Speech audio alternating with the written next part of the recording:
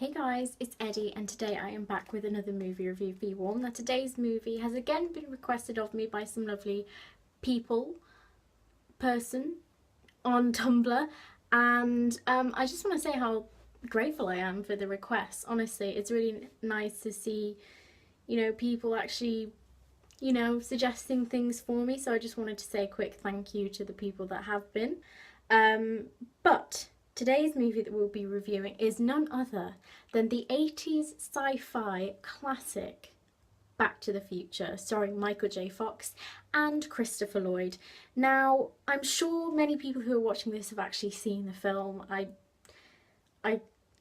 if you haven't, please watch it. I hope that this review might inspire you to watch it if you haven't already. But for people that might not have watched it, I'll just give you a quick rundown of the plot. So this film follows Marty McFly, played by Michael J. Fox, who is transported back to the time when his parents were adolescents, so the 1950s, when an experiment with a time-travelling DeLorean car made by his friend Doc Brown, played by Christopher Lloyd, doesn't go completely to plan. In a bid to make things right and get back to the future, hence the title, I suppose, he gets into some rather difficult scrapes and scenarios that could change the future forever.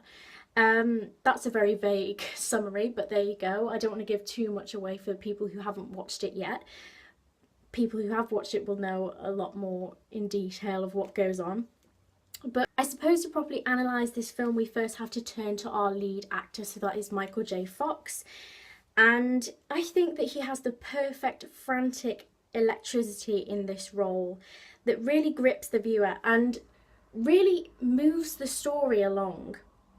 He's sort of fervent while remaining totally comedic in his role, and I think he provides some really clever and really hilarious quips in this film. I mean, he has this sort of electric panic about him, especially in situations that, would be quite frightening if you were suddenly trapped in the past. So he's often quite panicked and baffled, but these provide fantastic moments of comedy that he delivers incredibly well. One of my particular favourites is actually the scene where he is talking to the young version of his father, played by Crispin Glover, and he's trying to remain cool and run through the plan that will enable his father to take his mother to the under the sea dance. I think it's called something about a sea. I can't remember, but he accidentally calls him dad. He covers this up by saying dad, dad, dad, daddy-o. And I remember watching that when I was young and just laughing my head off. So I think that sort of frantic energy that Michael J. Fox provides in this film serves also perfectly well for creating elements of comedy that are just fantastically delivered. So he's really a ball of energy in this film, and he really sort of grabs your attention for the entire time. He's a really great protagonist and he really pushes the story along. I mean, it's a fantastic story, but I think that Michael J. Fox in his role is perhaps one of the main driving forces that gets you really attached to this film. His performance is just great. And it makes it so much more, this film, than just your average time-travelling sci-fi movie. So I really love his performance. Doc Emmett Brown, the other sort of main role in this film, is played by Christopher Lloyd, and it's the perfect wide-eyed, scatterbrained, incredulous scientist. He's really brilliant, and although this combination of Lloyd and Fox is kind of an unusual on-screen pairing, the result is really funny and highly watchable. I think one of the main reasons why you return to this film, or I do over and over again, is because the pair have this fantastic chemistry as these two sort of unusual friends. They have a chemistry that really works. They rebound off each other and they create these really hectic and frantic scenes, and they're filled with the most brilliant dialogue. For example, one of my favourites is, "Why are things so heavy in the future? Is there something wrong with the Earth's gravitational pull?" I just think that is so brilliant. They just provide fantastic moments of comedy in a really sort of I don't know, crazy, adventurous, time traveling movie, and I love it. They just work so well together, and you might not expect it, but they really do. And they serve this for, you know, the next two movies as well. So I think they are one of the main reasons why this film works so well. The performances just mingle incredibly well.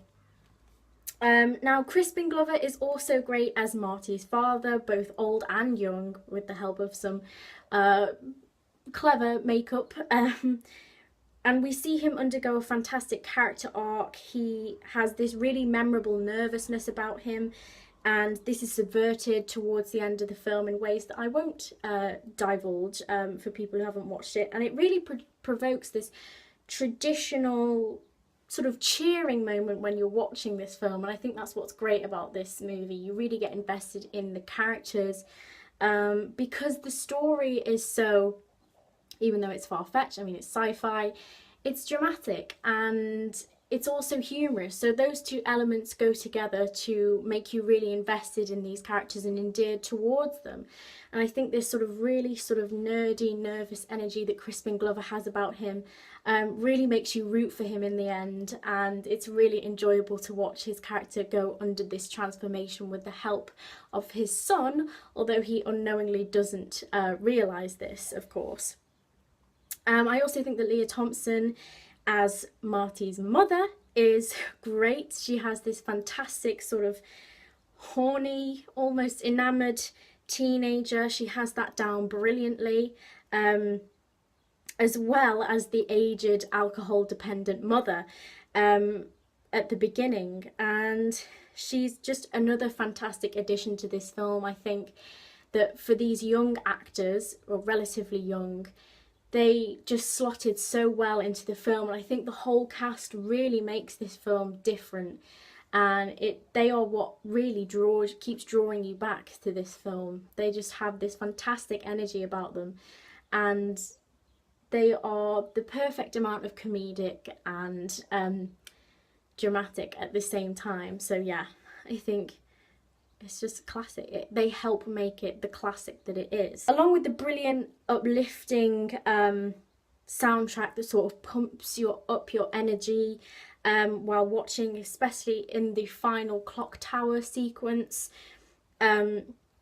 This film is truly timeless. And I think that everything that I've mentioned helps it to become that.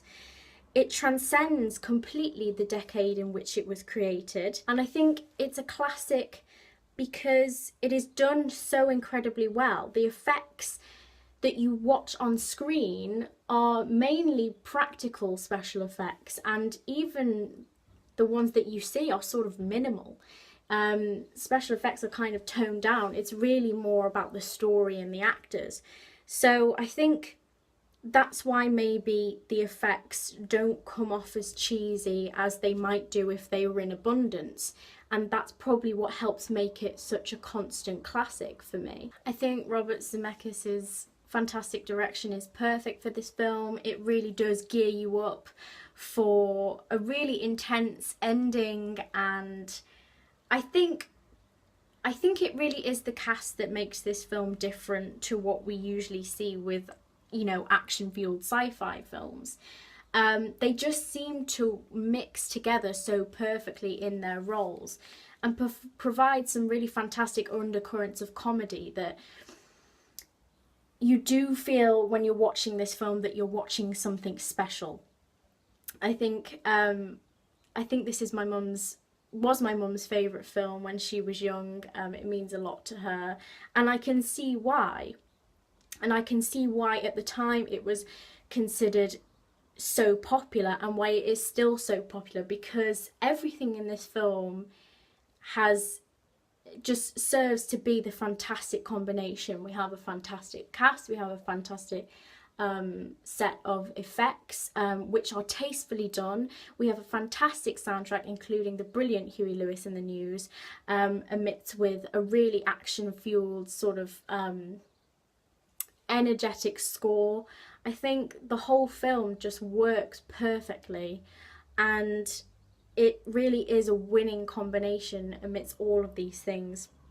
So even though there are these really strong and hilarious undercurrents of comedy, there are really sort of interesting, endearing characters that are well written, and there are some incredible nail biting action sequences, funny dialogue, brilliant quips that you quote forever, you'll never forget them.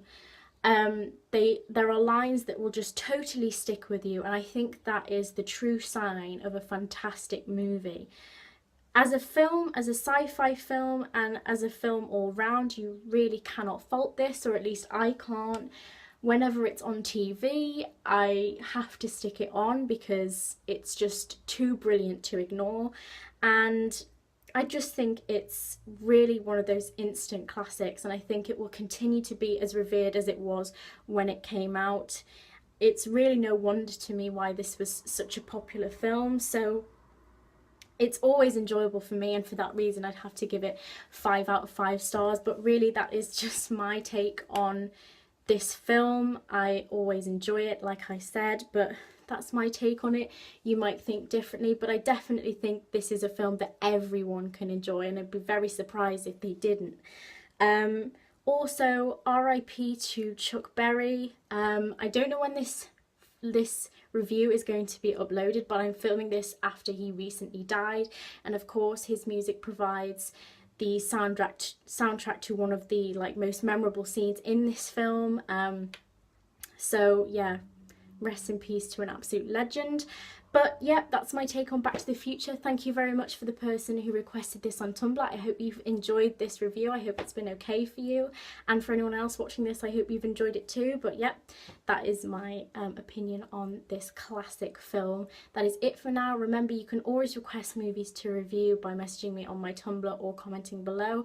That's it for now. Hope you've enjoyed it, and I hope to see you in the next one. Bye.